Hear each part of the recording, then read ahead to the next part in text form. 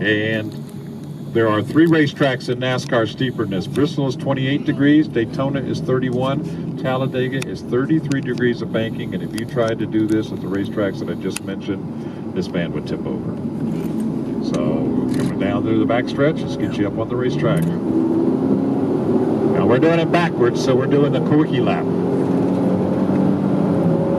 Coming down the backstretch. Backstretch is 5 degrees of banking, speeds in excess of 170 miles an hour back here.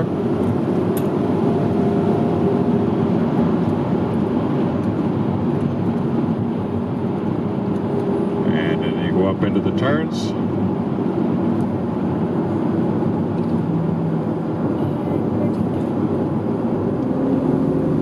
Speeds 170 miles an hour in the turns, up to about 189. The best speed we got here, it was in Kevin Harvick last year when he actually qualified, and he qualified the race doing 100, almost 200 miles an hour in the front stretch.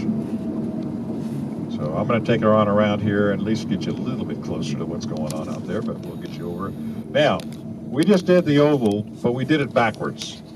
So what I'm going to do is I'm going to take you on down and I'm going to show you what the roval is. Roval is road course and oval together, remember?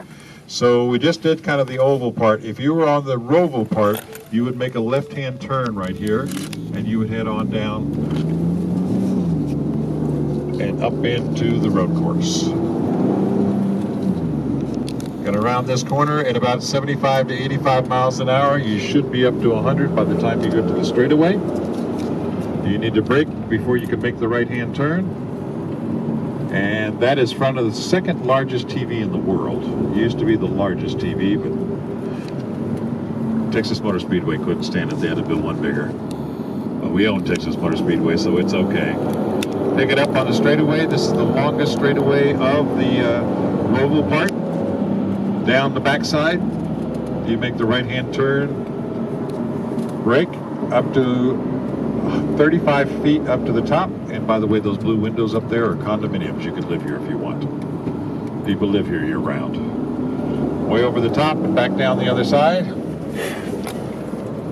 The drivers didn't even know this elevation was here until this race was run last year for the first time. So once you leave this track, you're going to go on down, you're going to make the left-hand turn and get yourself back out onto the racetrack. Now, you're going to take it high into the turns. Coming around the racetrack on the top end, almost 200 miles an hour right in this turn. Bring it down a little bit.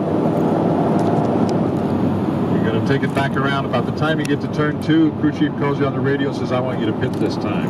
If you're going to pit, you want to keep your car down a little bit low. Tell the other drivers you're pitting by waving at them.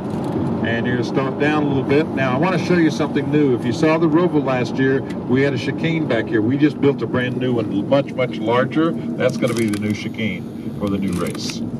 So once you would take and leave the chicane, you're going to take it and bring it back up onto the racetrack. Back around the other side. Your crew chief has asked you to go into the pits. You want to go in and make your pits.